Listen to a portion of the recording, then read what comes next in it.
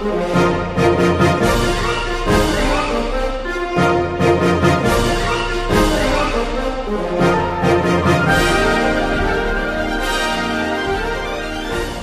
4.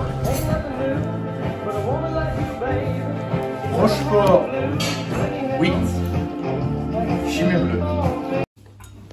Alors pour le round 4, on est obligé de préparer les fiches. D'ailleurs, round 4, on tourne la page. Et round 4, ça va être l'entrée de jeu des quadruples. Alors, j'expliquerai une quadruple dans 2 minutes. Donc round 4, on peut marquer quadruple. Sans faute d'orthographe. Quadruple. Pour les quadruples, on va mettre... Alors, encore une fois, il n'y a pas de Westvleteren qui devrait être là normalement. La Westvleteren 8 et la 10 d'ailleurs, 10, 12, qui devrait être là avec nous. Elle n'est pas là. Il n'y a que la Chimay bleue et la Rochefort 8. La Rochefort 10 viendra plus tard et vous allez comprendre pourquoi.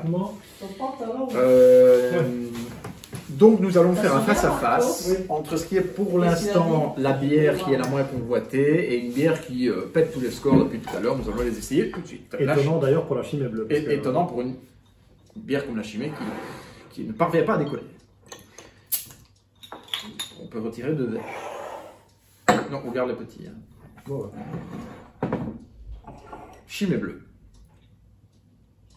Voilà, déjà une meilleure couleur que ce qu'on a vu avant.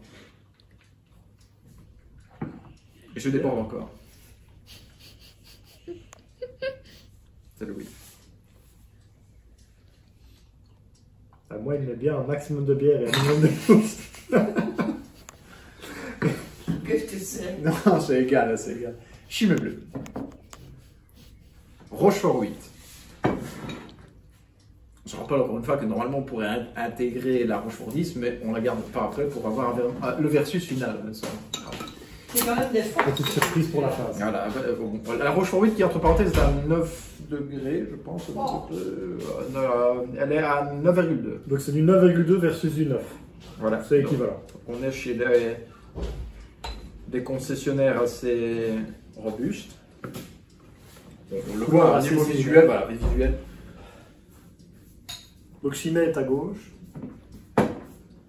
Oh merde. Rochefort 8 est à droite. Non, pas la 10, la 8. La 8. Voilà, on suit cet ordre-là.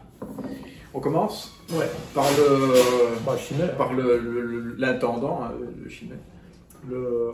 L'autoproclamé perdant. Le bout en train. Parce que je suis en train de détruire. Mais c'est l'eau en fait. C'est comme on range le verre.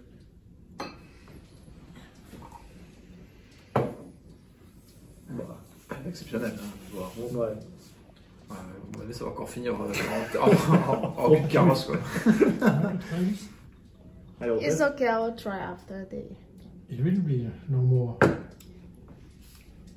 Elle est bonne. Bon, encore une fois, elle est bonne parce qu'on laissait en premier. Hein. elle est bonne, mais si tu me la faisais comparer à la Rochefort 6 du round 2 qui était très caramélisée. Qui était plus une double. Ouais. Alors, c'est laquelle tu parles de la... Ici, celle que tu La mets Rochefort. Non, toi tu les as inversées. Toi. Nous on est à la Chimay. Ah, parce que moi je trouve que justement la Rochefort elle est très caramélisée. On l'a pas encore fait. Mais attends, on y arrive, Mais à mon avis, on arrivera à la même conclusion. La Chimay bleue n'est pas mauvaise, mais je trouve que la Rochefort double l'emporte. Ne mélangeons pas, donc on reste dans les quadruples. Donc on a d'abord Rochefort et puis on aura... Mais on goûte maintenant la Rochefort. Arôme directement. Hein. Qui n'était pas là avec la Chimay, qui va encore finir derrière. À mon avis. Bon, encore une fois, pour la 4e fois. T'as peut-être censuré de YouTube. Ouais, non, il n'y a pas photo. Hein, là, Ouais, pas photo. Hein. Chimay bleu ne fait pas le poids. Non. Encore une fois. Rochefort qui a... Ah non, rien à voir. Mais les Rocheforts à tout niveau. Hein. Ouais, les Rocheforts ont pété les scores en fait. Ouais, parce que là c'est la meilleure. Rochefort, ouais. Mais j'aurais été curieux de tester la Rochefort 8 contre la Rochefort, c'est une Rochefort 6. Hein. Ouais. Tester les deux entre elles. Bah, elles sont similaires, mais en fait, nous on l'a fait parce que comme on a été à Rochefort, bah, on a fait que Rochefort 6, 8, 10 et triple. Et bah, quand tu goûtes la 8, la 10 entre elles, par exemple, qui sont assez similaires, celle-là, elles se valent entre elles, mais la 6, c'est un peu une version allégée qui sort du lot. Quoi. Donc à la limite, si tu compares les Rochefort entre elles, la 6, elle aurait volé dehors assez facilement, quoi. La 8, c'est l'équilibre, la 10, elle t'explose. Ben, j'aimais bien la 6 quand même. Je trouve c'était un bon compromis, je trouve. En tout cas, maintenant, on refait une dégustation vers l'arrière. On commence par la Rochefort. La chimée est plus fine, mais moins forte en bouche. Ouais. D'abord la Rochefort.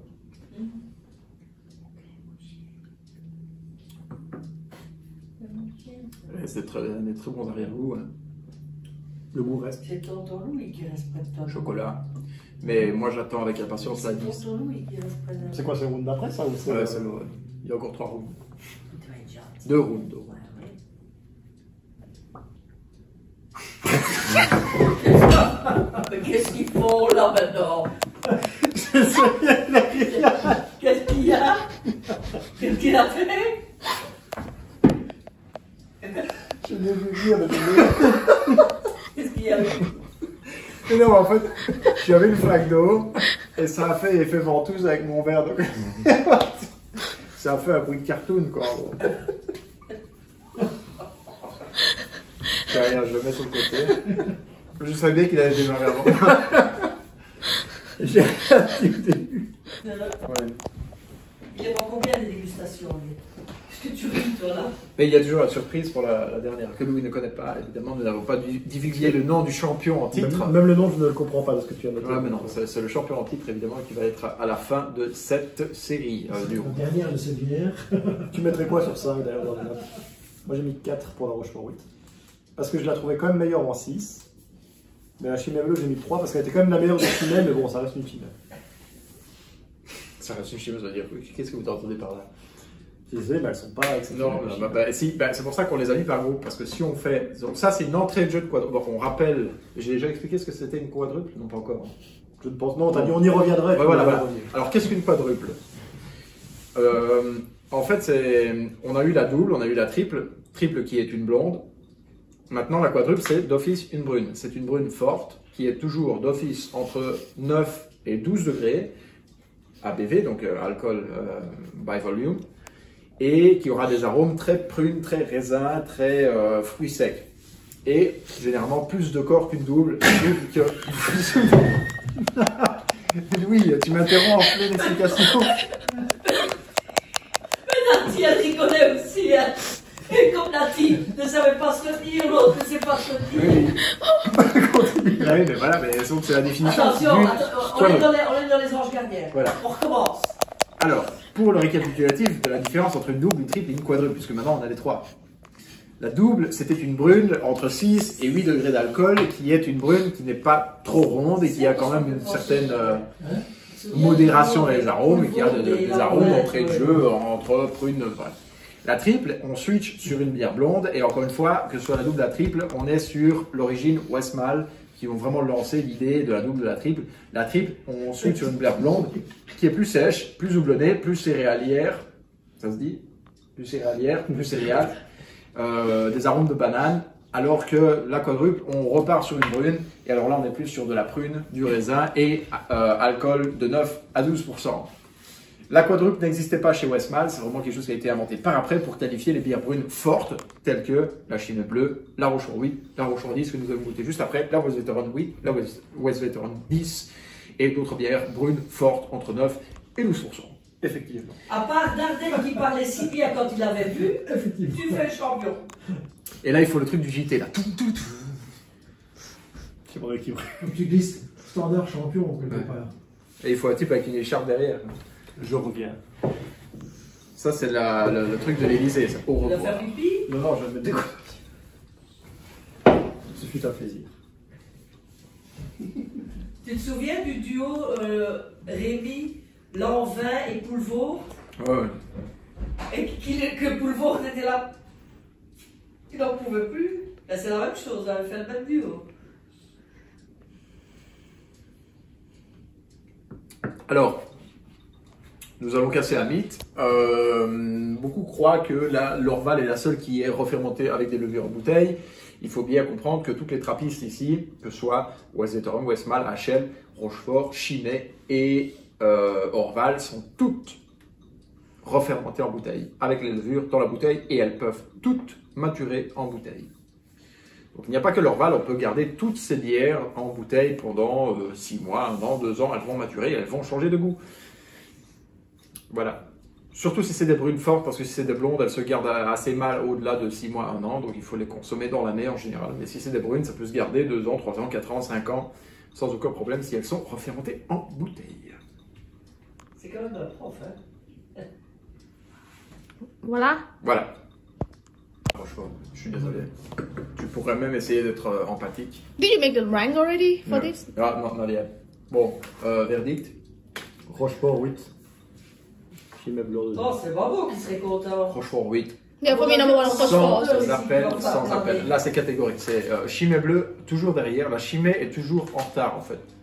La Chimay fait toujours une bière qui est bonne, mais qui est Derrière une une version dégradée des autres bières, en fait. Pas Ouais. dégradée, c'est pas bien ça. C'est même pas une version dégradée des autres bières, c'est une version. Downgraded. Ouais, c'est ça. Diminuée de la Diminuée. Rochefort, j'ai remarqué. Voilà, Oula, diminué. deux connaisseurs. Et s'il c'était, vous en plaît. fait, quand on a goûté la blonde, c'était... Bon, non, la blonde, c'était de la merde. Enfin, c'était... La blonde, c'était clairement nul. Nul à Ouais. chier, on va pas La se- double, la brune, c'était une version, comme tu dis, diminuée des autres brunes. Surtout de la Rochefort. La triple, c'était une version diminuée, non, explosée. Parce que là, c'était dans l'autre sens. Là, c'était plus trop houblonné. La Chimay triple Ouais. était vraiment, tu vides la pelouse, en fait, tu tournes la pelouse, tu vides la pelouse dans le verre. Et ça, c'était le... Et là, maintenant, ben, c'est en fait la même chose, c'est les mêmes arômes que la Rochefort 8, mais ça n'atteint pas. En fait, c'est comme si tu tires la balle et tu chopes le poteau, quoi. Ça ne rentre pas dedans, quoi.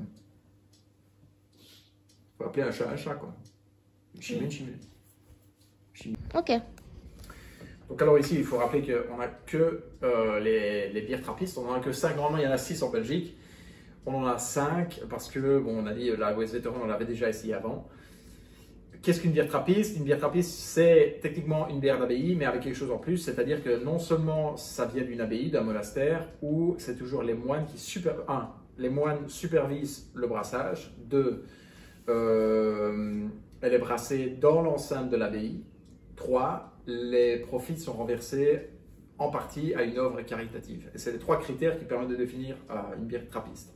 Donc, par les moines, dans le monastère. 3, reversée en partie à des œuvres caritatives. Et c'est ça qui fait qu'une bière est trappiste. Si c'est une bière qui provenait d'une abbaye et puis qui a été reprise par une brasserie, par exemple la Leffe, ça c'est une bière d'abbaye, c'est-à-dire qu'elle fut autant brassée dans une abbaye, mais elle a été reprise par une brasserie ou à une bef, ben voilà, ben alors là on l'appelle toujours bière d'abbaye, mais bon, ça n'a plus rien à voir avec l'abbaye. Donc il faut bien faire la différence entre bière d'abbaye et bière trappiste. Bière trappiste, c'est les moines, les bières d'abbaye, c'est historique, mais c'est commercial. Voilà.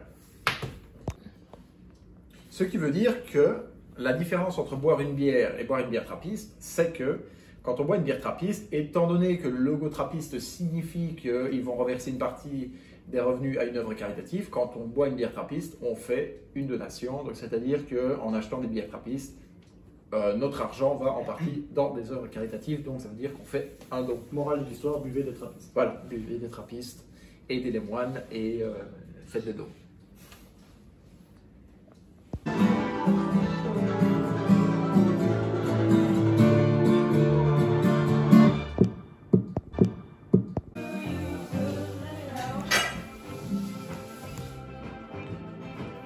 Don't forget to subscribe on the video. I'll put a link below to buy some gift from us. So all the donation will be given back to the monastery, so for the beers. So do not hesitate to give some money back. Please subscribe Please Louis subscribe. Hotong channel Louis Hotong. I also do bar mitzvah, comment on dit enterrement? Oh, the cheese first thing. Enterrement. Funerals. Funerals, bar mitzvah, anniversary. C'est Mike Posner qui a dit ça. Je connais, quand il chantait le truc de des arts acoustiques, je connais. Les nouveaux weddings. Ouais. Aïe! Tu piques avec ton truc. Là.